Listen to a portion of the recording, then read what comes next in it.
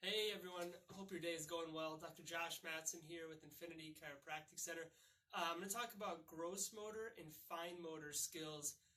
Today we have a lot of kids that come in with deficits in both, whether it's gross motor or fine motor, but I specifically want to talk about fine motor issues because what most people don't realize is that in the brain, you have to develop good gross motor skills before you can develop good fine motor skills. So you'll have a lot of kids that have fine motor skills and they're working on developing their fine motor when they don't have good gross motor function first. And the reason why you have to have good gross motor is because of an area of your brain called your cerebellum. It sits right here. I'll show you what it looks like from the back, but excuse my very poor drawing here. Oh, you can't even see it, can you? No, you can't see it. But what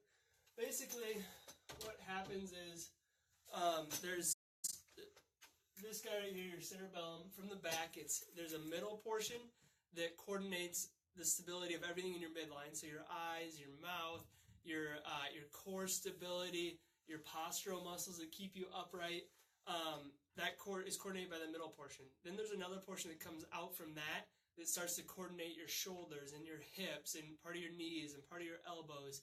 And then so you got the middle portion, then the next portion out, and then the very outside portion of it, it's almost like kind of like a circle-ish type of thing, but the very outside portion of it is what coordinates your hands and your fine motor abilities and your feet and your fine motor abilities. But how this develops is really, it's kind of cool because you can see a kid develop this by, as they're an infant, they sit up. When they start to sit up and start to play seated, that's really that midline portion or the middle, the vermis, starting to develop. And as they start to reach for stuff and do things like that, seated. And then as they start to like creep and crawl and start to move, that's their shoulders starting to develop, their hips starting to develop, and that next portion starting to develop. As they start to move, then they're standing or they're doing more fine motor things with their hands. As they start to develop more and more, that's the outsides developing. And also, interestingly enough, those fine motor skills develop right around the same time as kids start to, make noises and talk and things like that, is when that outside portion is starting to develop. So, but how it develops is the very middle portion, it's called the vermis. The middle portion is what develops first, and then everything develops out of that. So if you never develop good midline cerebellar function, the outsides therefore cannot develop as efficiently as possible. So what that looks like in kids is if the midline doesn't develop well, they're going to have eye tracking instabilities. Their eyes aren't going to track very well. What that means?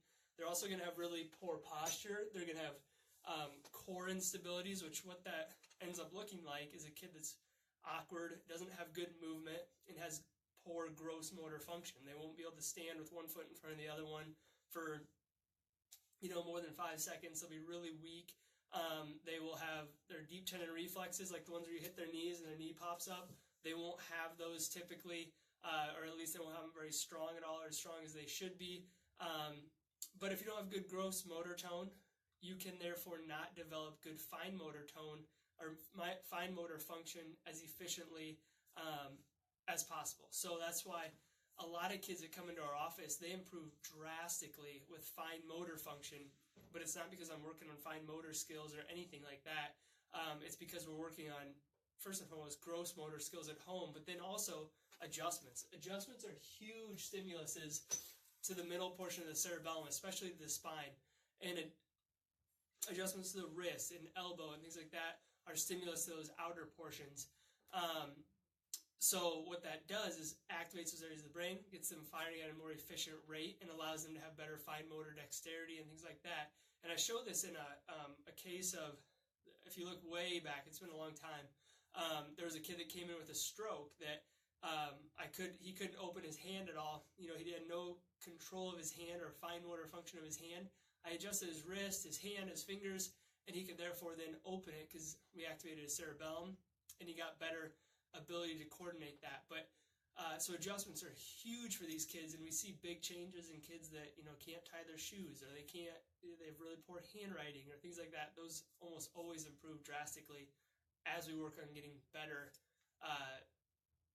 gross motor function, really, and also better function of their cerebellum. So if you have kids with gross or fine motor issues or gross motor issues, we're able to help a lot of those through our developmental program.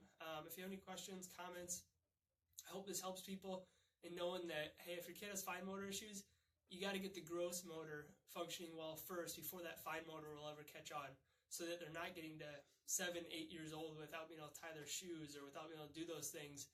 If you get their gross motor functioning better first, they'll be able to do those tasks a lot more efficiently, because the area of the brain that controls it can start developing effectively. So have a great day. We'll talk to you soon. Bye-bye.